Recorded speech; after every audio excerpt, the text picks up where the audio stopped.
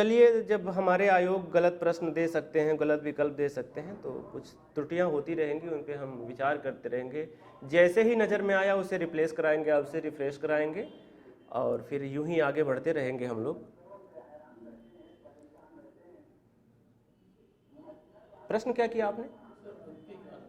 अच्छा, भक्ति काल के बारे में आप जानना चाहते हैं? ठीक है, बिल्कुल, अभी चर्चा करते हैं।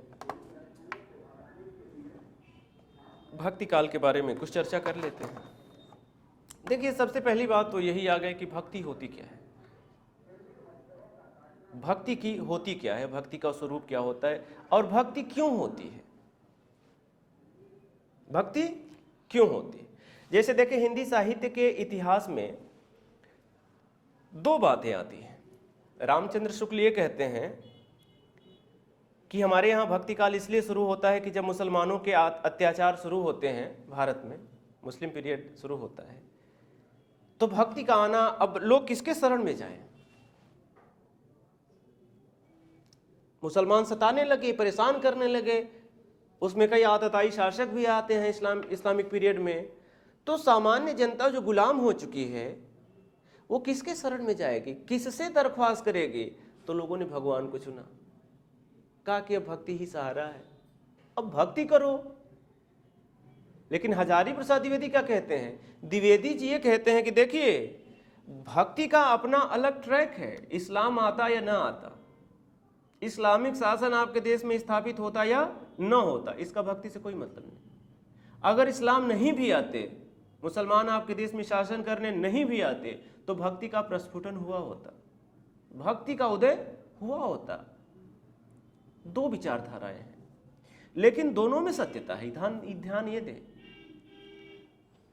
आप पूरी तरह से शुक्ल जी को भी नहीं नकार सकते और द्विवेदी जी को भी नहीं नकार सकते। दोनों में ही कुछ सत्यता है, लेकिन पूर्ण सत्यता दोनों में ही नहीं है। तभी तो दो विचार आए, इसका मतलब दोनों में से पूर्ण सत्य कोई नहीं है। अब हम भक्ति पे बात करते हैं। अब ये बताइए, सूफीज्म जब वो रेगिस्तान में पैदा होता है, आप देखते हैं कि सूफी संत पैदा होते हैं, वो भी रेगिस्तान में, उधर अरेबिया के रेगिस्तान में। तो वहाँ कौन सा मतलब इस तरह की समस्या है? सूफीज्म आया, सफ़ा शब्द से बना सूफी। कैसे बना? सफ़ा। तो सफ़ा का मतलब सफ़ेद भी होता है, जैसे ये लोग सफ़ेद रंग के वस्त्र पहनते थे। आज भी आप देखते हैं कि जो डिजर्ट वाले होते हैं ज़्यादातर वाइट पहनते हैं। सादगी से भी संबंध है सफ़ा का, जो वस्त्रों की सादगी में विश्वास करते थे, विचारों की सादगी में विश्वास करते थे। तो ऐसे भी सूफीज्म की व्याख्या की जाती है कि सफ़ा माने सादगी भी होता है। ठीक है। एक विचारधारा और है कि उस समय की जो लोग थे ना, उसमें एक भेड़ होती थी सफ़ेद रंग की। तो सफ़ेद रंग की भेड़ के बाल से जो कंबल बनता था, वस्त्र बनता था, वो धारण करते थे, वो लोग पहनते थे, तो इसलिए वो सूफी कहलाए। कई सारी व्याख्याएं हैं, लेकिन अगर अंततोगतो आप देखें तो जो सूफीज्म की व्याख्या है, जो सूफीज्म शब्द की व्याख्या है, वो सफ़ा मतलब साफ गोई ही होता है। सफ़ा मतलब साफ गोई, सादगी।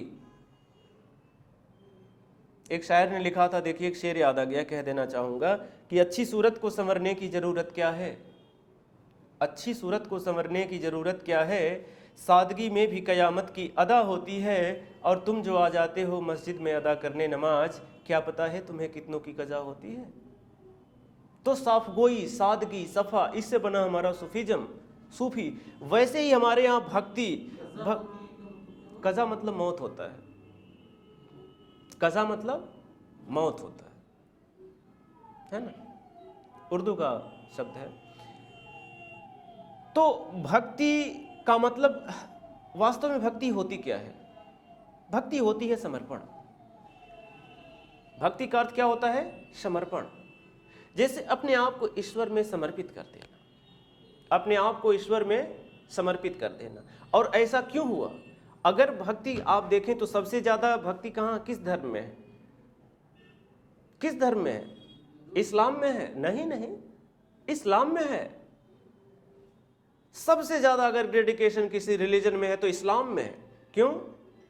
एक मुसलमान धर्म के नाम पर, अपने अल्लाह के नाम पर, अगर कुतुब मीनार से भी कूदने को कहें तो 1 मिनट नहीं सोचेगा, कूद जाएगा, कूद जाएगा, वो कुतुब मीनार से कूद जाएगा। एक मिनट नहीं सोचेगा, क्योंकि बात अल्लाह की आ गई है, बात खुदा की आ गई है, उससे बड़ी कोई ताकत नहीं, और हम उसके भक्ति से दूर नहीं रह सकते। किसी हिंदू से कहिए, प्रवचन करने वाले संत से कहिए, किसी से कहिए कि महाराज यहाँ ये आत्म बलिदान करना है, बात धर्म की आ गई है, धर्म की रक्षा, कहेगा महाराज ये सब हम लोग केवल भाषण करते हैं, उपदेश देते हैं, हम लोग करते नहीं हैं, करने के लिए किसी और को खोज के लाइए। पर उपदेश कुशल बहु तेरे, गोस्वामी जी लिखते हैं रामचरितमानस में, क्या कहते हैं कि पर उपदेश कुशल बहु तेरे। हम लोग दूसरों को उपदेश बड़े सरलता से दे लेते हैं, लेकिन बात जब आत्म बलिदान की आती है पिछड़ जाते हैं। वही धर्माचार्य कहेगा क्या बात कर रहे हो यार, हम लोग तो भाषण करते हैं, लोगों को समझाते हैं, हम आत्म बलिदान क्यों करेंगे। लेकिन एक मुसलमान से कहिए, सर कटा देगा, खुदा के नाम पे सर कटा देगा। तो अगर डेडिकेशन किसी मजहब में सबसे ज्यादा है, भक्ति किसी मजहब में सबसे ज्यादा है, तो वो इस्लाम में है, आज भी है। कौन कहता है? हम भक्त तो कहलाने के लिए भक्त है ना। हम तो आडंबर में विश्वास करने लगे कि हमने गिरवा वस्त्र धारण कर लिया, हम ईश्वर के भक्त हो गए। हम इस मठ पे बैठ गए तो हम ईश्वर के भक्त हो गए। हमने सुबह शाम अगरबत्ती जला लिया, हम भक्त हो गए। भक्त उसको नहीं कहते, भक्त वो होता है जिसने बिल्कुल अपने आप को ईश्वर को समर्पित कर दिया हो। The total dedication is devotion. संपूर्ण समर्पण ही भक्ति है, और इस्लाम में जिंदा है। हिंदुओं ने तो बड़े आडंबर किए हैं ना, बड़े आडंबर किए हैं, आज भी आडंबर चल रहा है। आप देखते हैं मठों के पास कितनी संपत्तियां हैं, बड़ी बड़ी संपत्तियां हैं, बड़े बड़े धर्माचार्य हैं, उनके पास कितने संपत्तियां। आप देखते हैं वो मंदिर का लाकर, कहीं कहीं ऐसे भारत में मंदिर है लाकर खुलता है तो उसमें सोना टन के मात्रा में मिलता है, इतना स्वर्ण है। और एक आम आदमी बेचारा, गरीबी भी भारत में इतनी है कि किसी की बेटे की शादी नहीं हो रही है, किसी का बेटा पढ़ना चाहता है उसकी पढ़ाई नहीं हो पा रही है, धनाभाव है, किसान गरीब बेचारे यूं परेशान हैं। ये बताइए ये किस तरह का धर्म है? आप मंदिर बनवाते हैं, ठीक है, मैं उसका स्वागत करता हूं, आप मंदिर बनवाइए, आप अच्छी मूर्तियां स्थापित करिए, वहां बढ़िया से पूजा हुई है, गलत नहीं है, तो बिल्कुल सही है, ईश्वर की आराधना होनी चाहिए, चाहे वो जिस रूप में हो रही है वो होना चाहिए। लेकिन ये कार्य कौन करेगा? आपने वो पैसे किसके लिए इकट्ठा किए हैं और किसके द्वारा इकट्ठा किए हैं? उस पैसे को आप समाज कल्याण में क्यों नहीं लगाते? उस धन का उपयोग क्यों नहीं किया जाता है समाज कल्याण में? किसी गरीब की बेटी की शादी नहीं हो रही, आप उसकी शादी करा दो। किसी का बेटा वो गरीब है, वो टैलेंटेड है, वो पढ़ना चाहता है, नहीं पढ़ पा रहा है, उसकी फीस जमा करा दो। क्यों नहीं कराते ऐसा? इस्लाम आज भी धर्म के नाम पे कुछ हिस्सा सबसे लेता है, लेकिन वो पैसा खर्च कहाँ होता है? वो उसी तरह के कार्यों में खर्च होता है जहां उसकी जरूरत होती है। और हमारे यहाँ धर्माचार्यों का पैसा कहाँ खर्च होता है? इनको केसर से स्नान कराया जाता है, कहने के लिए धर्माचार्य हैं। धर्म की परिभाषा, धारणा धर्म मिथ्याहु धर्मो धारयते प्रजा यत् साधारण संयुक्त स धर्मित निश्चय, महाभारत। लेकिन हमारे धर्माचार्य केसर से स्नान करते हैं, और स्नान कराता कौन है? कहने में भी शर्म आती है। हमारे यहाँ धर्माचार्य केसर से स्नान करते हैं, और गरीबों को खाने के लिए मसाला नहीं मिलता। हमारे धर्माचार्य बड़ी बड़ी गाड़ियों से चलते हैं, उनके पीछे सेवक चलते हैं, उनके अनुयायी चलते हैं। ये कैसा धर्म है भाई? ये कैसा त्याग है? ये कैसा ईश्वर को समर्पण है?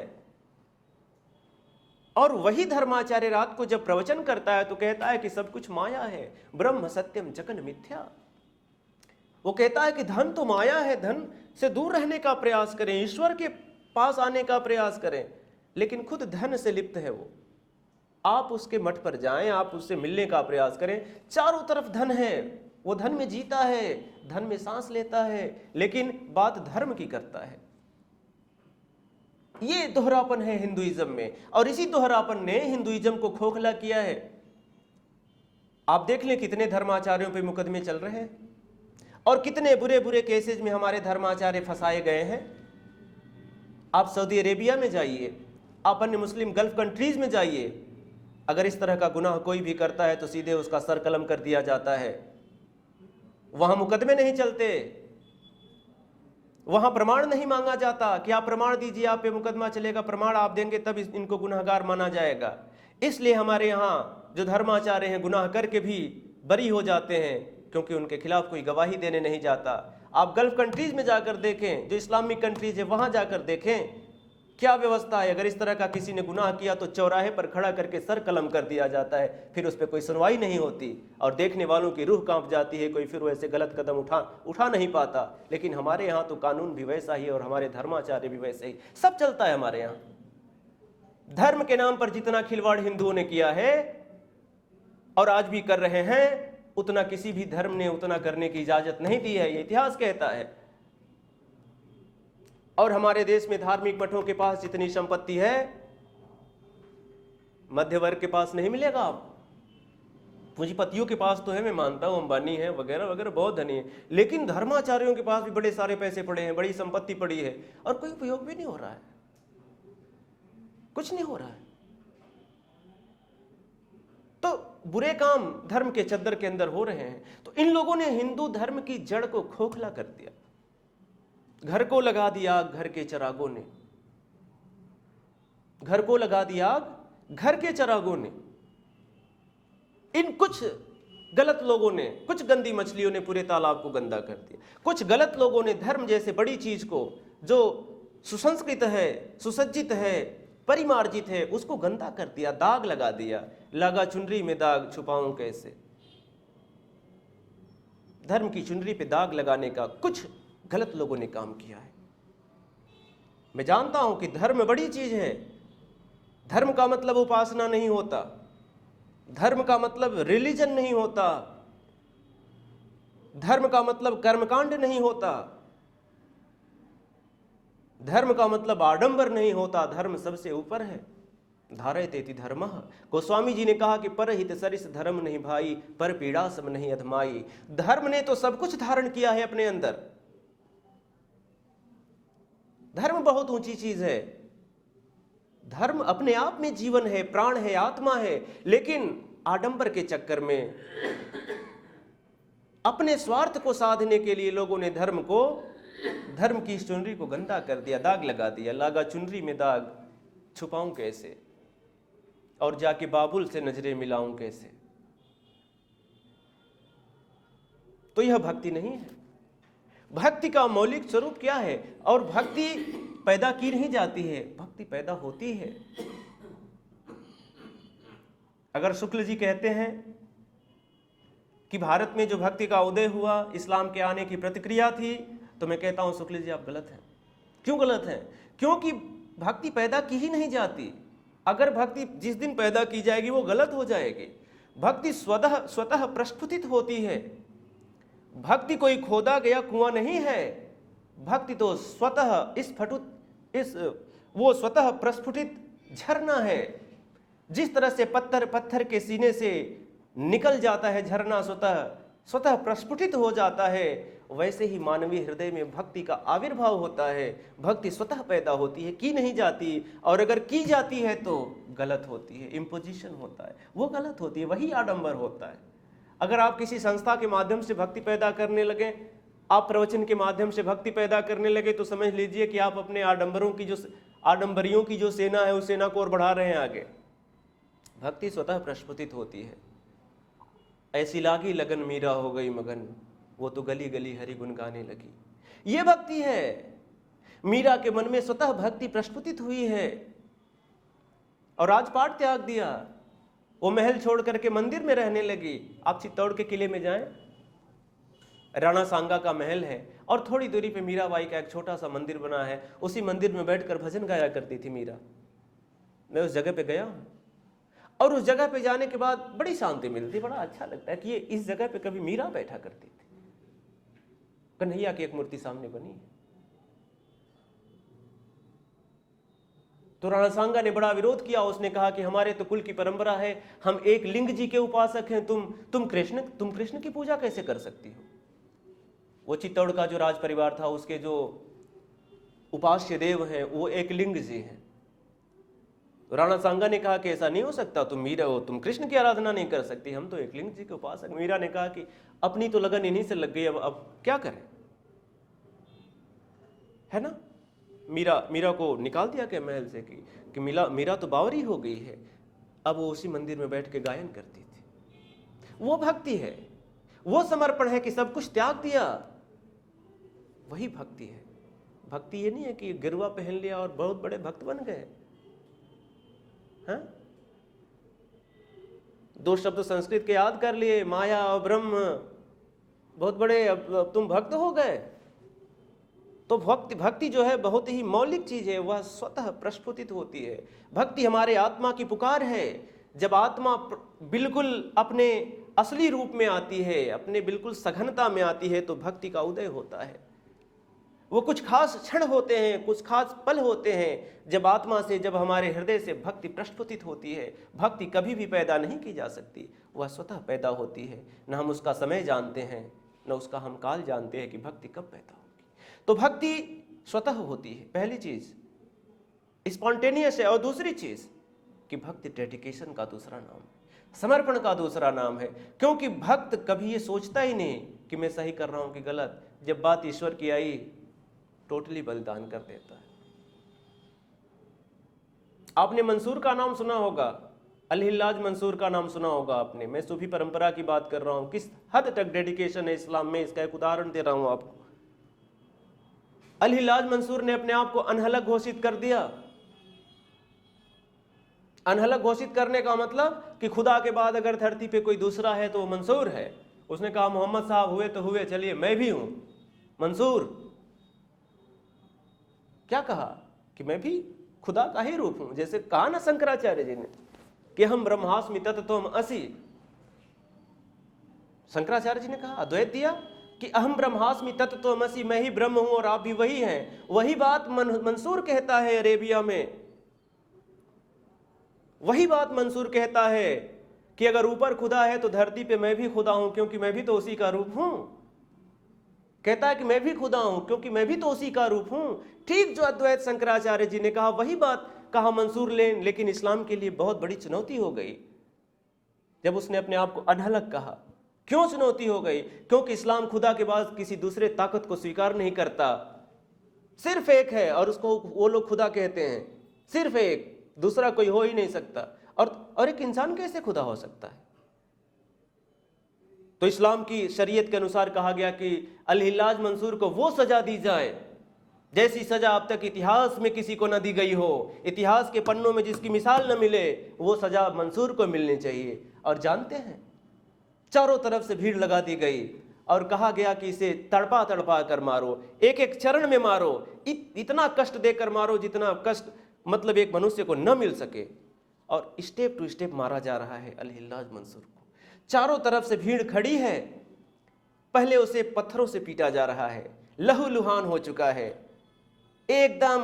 जितने लोग आ रहे हैं सब पत्थर से मार रहे हैं। उसके बाद दूसरा चरण है कि इसके एक एक अंग को काटो, नमक भरो, मिर्ची भरो, तड़पा तड़पा के मारो ताकि मैक्सिमम कष्ट दो इस इंसान को। इसने अपने आप को खुदा कहा है। ऐसे मारा जाना था मंसूर को।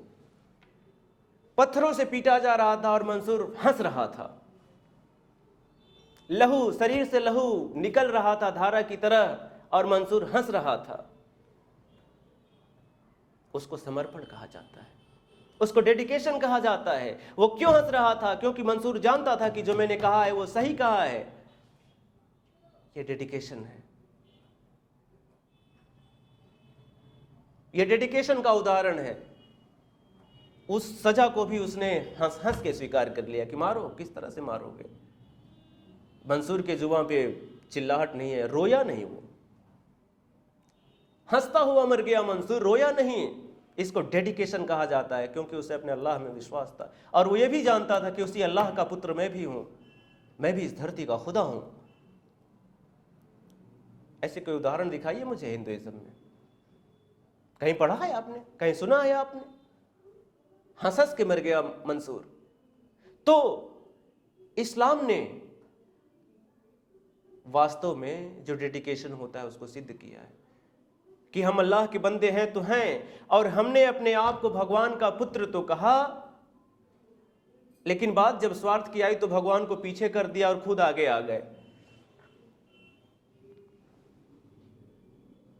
जब बात स्वार्थ की आई तो भगवान को भी पीछे कर दिया, खुद आगे आकर खड़े हो गए। यार भगवान तो कहने के लिए यूं है, अरे सत्य में तो हम हैं, हम खड़े हैं यहाँ, हमारा अस्तित्व है, हम दिख रहे हैं।